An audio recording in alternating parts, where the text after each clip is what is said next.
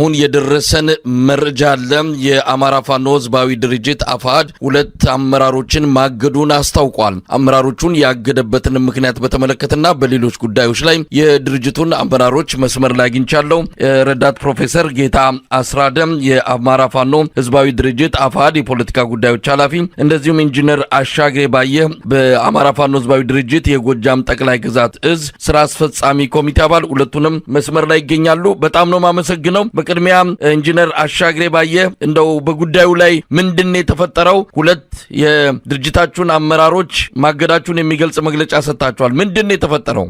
እሺ አመሰግናለሁ ስለጋበዝከን። በመጀመሪያ የታገዱት አመራሮች አንደኛ ማስረሻ ሰጤ የአማራ ፋኖ ህዝባዊ ድርጅት ጎጃም ጠቅላይ ግዛት እዝ ሰብሳቢ የነበረና የድርጅታችን የውጭ ጉዳይ መምሪያ ኃላፊ የነበረ ነው። በሁለተኛ ደረጃ በወሎ ቤት አማራ ጠቅላይ ግዛት እዝ የመረጃና ደህንነት ክፍል ኃላፊ እንዲሁም የድርጅቱ ስራ አስፈጻሚ የነበረ መስፍን ከፋለኝ ናቸው። ሁለቱም ከድርጅታችን ታግደዋል። እንግዲህ በዚህ ጉዳይ ላይ ልናጋራ የምንፈልገው መረጃ ምንድነው? በመጀመሪያ ማንም ሰው በአመለካከቱ ሳቢያ በድርጅታችን ምንም አይነት ተጽዕኖ እንደማይደረግበት መታወቅ አለበት። ሌላው ሊታገዱ የቻሉበት ዋና ምክንያት ከአገዛዙ ጋር ግንኙነት ፈጥረው እንዲሁም ደግሞ ተልዕኮ ተቀብለው በማስረጃ የተረጋገጠ ማስረጃ በመኖሩ ሊታገዱ ችለዋል። ያው ማስረጃም እንደተያዘባቸው ሲያውቁና ሲረዱ ሁለቱም ከሰራዊቱ ተነጥለው ተሰውረው ጠፍተዋል ማለት ነው። በዚህ አጋጣሚ በዚህ ሰዓት ይሄ ዜና ሲከናወን ሰራዊታችንም ሆነ የድርጅታችን አመራሮች የት እንዳሉ እንደማናውቅ መግለጽ እንፈልጋለን።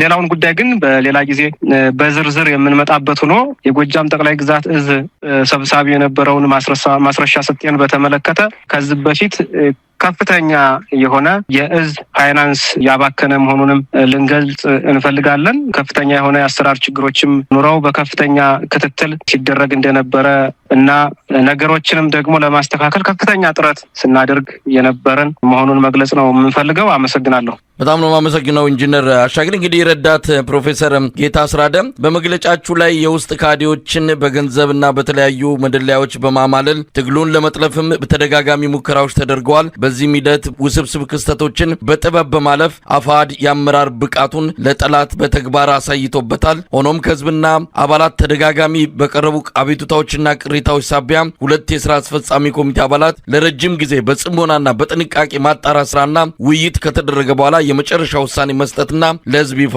ማድረግ አስፈልጓል። በዚህ መሰረት ማስረሻ ሰጤ፣ መስፍን ከፈለኝ ከአፋድ የስራ አስፈጻሚ ኮሚቴ አባልነታቸው እንዲታገዱ ተወስኗል ይላል። እስቲ እንደው ከኢንጂነር አሻግሬ በተጨማሪ ለነዚህ ሁለት አመራሮች መታገድ አመራሩ እናንተ የደረሳችሁበት ድምዳሜ ምንድነው? እንግዲህ ቅሬታ በተደጋጋሚ እንደሚቀርብ ነው የገለጻችሁትና ወደዚህ ውሳኔ እንዴት ደረሳችሁ? ግናለው መሳይ እድሉንም ስለሰጠህን ጭምር ወንድሜ ኢንጂነር አሻግሬ እንደገለጸው ለሁሉም የትግሉ ባለቤት ለህዝባችን፣ ለደጋፊዎቻችንና ለሰራዊታችንም ጭምር ግልጽ እንዲሆን የምንፈልገው ነገር ምንድነው? አፋድ እንደ ተቋም በባህሪው ከፍተኛ የሆነ የውስጥ ዲሞ የሚለማመድ ተቋም ነው። በጣም በብዙ ነገሮች ነፃነትን ይሰጣል። የትኛውንም አይነት ሀሳብ ማራመድ የምትችልበት ተቋም ነው። በሀሳብ ደረጃ ያለምንም መሸማቀቅ በትግሉ ውስጥ የትኛውንም መንገድ የተሻለ ነው ብሎ ለሚያቀርብ አካል ሁሌም ሀሳቡን በነፃነት ማራመድ የሚቻልበት ተቋም ነው። እንግዲህ በዚህ ሂደት ሁላችንም እንደምናውቀው አፋድ ከተመሰረተ 1 ዓመት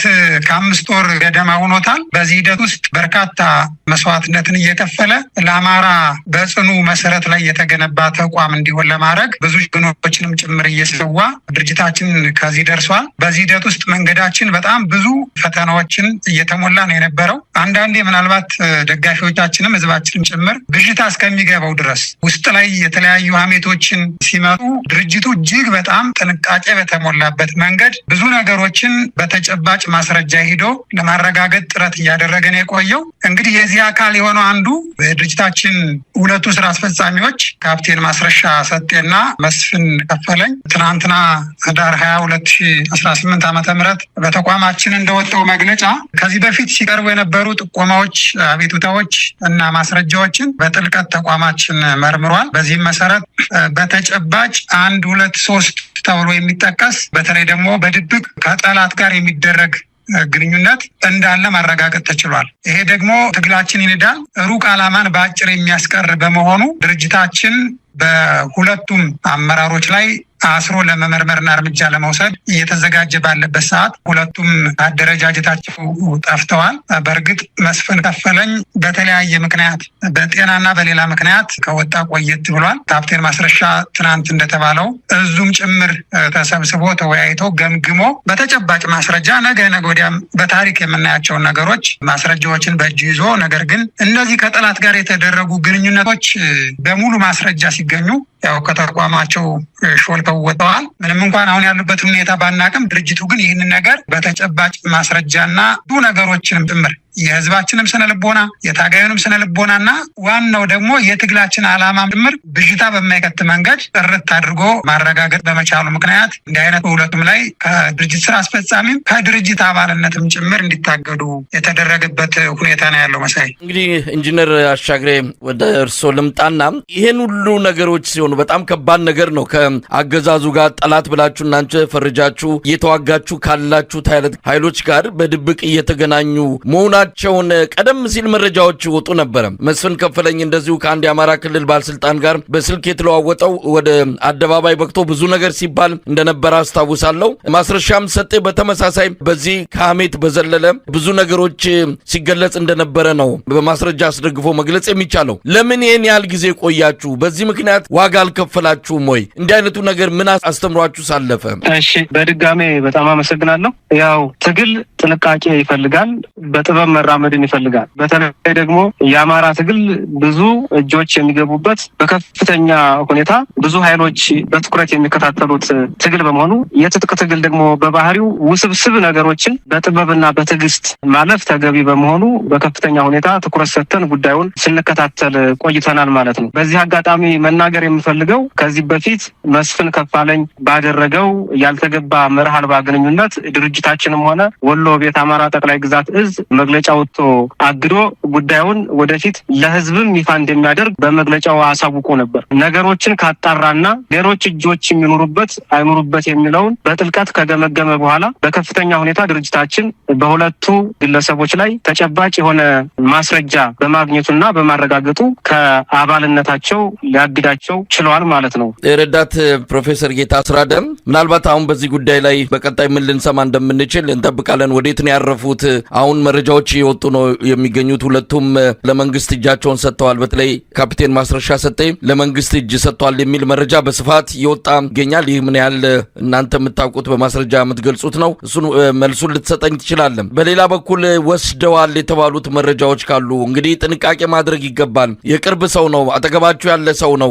አገዛዙ መረጃዎችን እየሰበሰበ የድሮን ጥቃትን ጨምሮ በእናንተ ላይ ግድያ እርምጃ ለመውሰድ ከፍተኛ እንቅስቃሴ እያደረገ ባለበት ሰዓት ላይ ምናልባት የዚህ የማስረሻ ሰጤ ወደ መንግስት መሄድ ምን ያህል ጉዳት ሊኖረው ይችላል? ይዞት ሲሄደው ማስረጃ ድርጅታችሁ ላይ የሚያመጣው አደጋ ይኖራል ወይ? ይህን መርምራችኋል? ምናልባት በዚህ አጋጣሚ ልትገልጹ የምትችሉትም ነገር ካለ እድሉን ልስጥህ። መጀመሪያ ያነሳውን በተመለከተ ትግላችን ውስጥ አብረው የቆዩ ግለሰቦች ያው ከተቋማችን ከአደረጃጀታቸው ከሰራዊቱ ጠፍተው መሄዳቸው ነው እንጂ አሁን ያሉበት ሁኔታ ማረጋገጥ አንችልም። ሚዲያ ላይ እንደ ማንኛውም ሰው የምንሰማው ነገር አለ። ዞሮ ዞሮ ምንድነው ከዚህ በኋላ የድርጅታችን አካል እንዳልሆኑ እንደ ተቋም በዚህ ልክ ከሄድን ቀጣዩን ያው እነሱ ባቀዱት ልክ የሚሆኑትን የምናየው ነው የሚሆነው። አሁን ባለው ሁኔታ ግን እዚህ ናቸው እዛ ናቸው ለማለት አንችልም። ዞሮ ዞሮ ግን ያው ቅድም ባልኩ መረጃ መሰረት አሁን ያሉበት ከወገን ጦር ላይ እንዳልሆነ ግን አረጋግጠናል። በመቀጠል እነዚህ አመራሮች ይዘውት የሚሄዱት መረጃ ያነሳው ትክክል ነው። አንድ አመራር የነበር በተለይ ደግሞ በከፍተኛ ቦታ የነበር ትግል ሲሄድ በተለይ ደግሞ እንደዚህ አስቦበት አቅዶበት የኋላ ያደረ ግንኙነት አድርጎ ከሆነ ራሱን የቻለ ጥሎት የሚሄደው ስጋት ይኖራል። ነገር ግን እንዳልኩ ድርጅታችንም እዙም ከዚህ በፊት እነዚህን የድርጅታችን አመራሮች ክትትል ሲያደርግባቸው ስለቆየ በተቻለ መጠን ዳሜጁን ለመቀነስ የሚያመጡትን ጉዳት ለመቀነስ ጥረት በሚያደርግ ስራ ተሰርቷል። ነገር ግን ያው ትግል እስከሆነ ድረስ ምንጊዜም ጥንቃቄ ያስፈልገናል። እነሱ አይደሉም ገና ዛሬም በትግላችን ውስጥ እኮ በርካታ ሰርጎ የገባ አካል ሊኖር ይችላል። ስለዚህ ምንጊዜም ቢሆን ራሱን የቻለ እያንዳንዱ ታጋይ እያንዳንዱ አደረጃጀት በጥንቃቄ እንዲሄድ በዚህም ዙሪያ የግንዛቤ ማስጨበጫ ስራዎችም ጭምር እየተሰሩ ነው ያሉት። አሁንም ቢሆን እነዚህ እንግዲህ ከትግላችን ውስጥ የሄዱ አካላት ጥቃት አያደርሱም ማለት አይደለም። ለጠላት ውለው አድረው ጠላት ሊያገለግሉ ይችላሉ። ይህን ከትናንት ወዲያ ስላየ ነው ማለት። ነገር ግን ያን ያክል ችግር የሚፈጥርበት ቁመና ላይ ግን አይደሉም። ምክንያቱም ታጋይ ነህ፣ በረሃ ላይ ነው ያለው፣ ጫካ ላይ ነው ያለው፣ የሆነ ቦታ ላይ ቁጭ ብለህ የምትጠብቅ አይደለም። በዚህ ልክ ጥንቃቄዎች እየተደረጉ ስለሆነ ከእነሱ ጋር የነበሩ ግንኙነቶች መረጃዎችን ይዘው ሊሄዱ ይችላሉ። ግን ደግሞ ታጋይ ምንጊዜም ተለዋዋጭ የሆነ እቅድ ነው የሚኖረው። ትናንት የነበረን ይዘህ አትቀጥልም። ምንጊዜም ቢሆን ራስህን ከጠላት ቁመና ጋር እያነጻጸርክ ተለዋዋጭ በሆነ ሁኔታ ላይ ስለሆነ የምንሄደው ለተቋማችን ያን ያክል ትልቅ ስጋት የሚሆን ነገር የለውም። ይዘውት የሚወጡት መረጃ ሌላ ነገር ሊኖር ይችል ይሆናል። እሱም ወደፊት እያየን እንደ ተቋም ምላሽ ስለምንሰጥበት ያን ያክል ብዙም ስጋት የሚሆን አይደለም የሚል ሀሳብ ነው ያለኝ መሰለኝ። እንግዲህ ኢንጂነር አሻግሬም ምናልባት ለደጋፊዎቻችሁ ለሰራዊቱ እንዲህ አይነቱ ነገር የድርጅት መዳከም መስሎ እንዳይታይ፣ ምክንያቱም እንዲህ አመራር የነበሩ ሰዎች ድንገት አይደለም በእርግጥ እንደገለጻችሁት ስትከታተሏቸው እንደቆያችሁ ነው የነገራችሁን። ነገር ግን የሚፈጥረው ነገር አለ ድርጅቱ ላይ አጠቃላይ ተቋሙ ምን ላይ ነው ያለው? በእንደዚህ አይነት ሁኔታስ በቀጣይ ትግሉን ለመምራት የሚያስችል ቁመና ላይ ይገኛል ወይ? ነገ ከነገ ወዲያ ተመሳሳይ ነገሮች ላለመከሰታቸው ምን ዋስትና አለ? የሚሉ ጥያቄዎችን ጨምሮ አሁን ምናልባት በቅርቡ በቴሌቪዥን ላይ ቀርበው የሚናገሩት ነገር ይኖራል። ፕሮፓጋንዳው ይሰራል በእናንተ ላይ። እነ ማስረሻ ሰጤም መንግስት ጋር ቀርበው የሚናገሩት እንደሚኖር እንጠብቃለን። ለማንኛውም ለደጋፊዎቻችሁ ለሰራዊቱ የምትነግሩት ነገር አለ? በዚህ አጋጣሚ አጠቃላይ ተቋማችሁን በተመለከተ። ትግል በግለሰቦች ላይ የተንጠለጠለ ትግል አይደለም። የአማራ ህዝብ አምጦ የወለዳቸው የቁርጥ ቀን ልጆች አሉት። መሪ የሚሆኑ ጀግኖች አሉት። አንድ ትግል የሚነሳው ግለሰቦችን ተማምኖ አይደለም፣ የሚታገልለትን ህዝብ እና ሰራዊት ተማምኖ ነው። ስለዚህ ሰራዊታችንም ሆነ ህዝባችን በምንም ታምር የአማራ ትግል የማይቀለበስ እንደሆነ ከዚህ በፊትም አስቀድሞ እንደሚያውቅ እናውቃለን። ትግላችንም ደግሞ ፈጽሞ የማይቀለበስ ሊቀለበስም የማይችል መሆኑን መናገር እንወዳለን። በመሆኑም በተጨባጭ አንዳንድ ግለሰቦች እንዲህ አይነት ክደት ውስጥ ሲገቡ ህዝባችን በፍጹም መደናገጥም እንደሌለበት፣ ሰራዊታችንም በዛው ልክ መደናገጥ እንደሌለበት የሚያስደነግጥም ስላልሆነ ነገሮች በተለያዩ ጊዜያት ግልጽ እየሆኑ ስለመጡ ለማለት ያክል ነው። ትግሉ ይቀጥላል። የበለጠ እንጠነክራለን፣ የበለጠ እንበረታለን፣ የበለጠ ድርጅታዊ ቁመና ይኖረናል ማለት ነው። አመሰግናለሁ። ረዳት ፕሮፌሰር ጌታ አስራደ፣ እንግዲህ በመጨረሻ ምን ማለት ይቻላል? ያው ያለውን ነገር ለህዝብ አቅርባችኋል፣ አሳውቃችኋል፣ ሰዎቹ ያሉበትንም ሁኔታ ገልጻችኋል። እንግዲህ ማረፊያቸው የት እንደሚሆን እናንተ ማረጋገጫ ባይኖርም መረጃዎች ግን እየወጡ ነው። በቅርቡ በአገዛዙ ፕሮፓጋንዳ አቅጣጫ ተሰጥቶ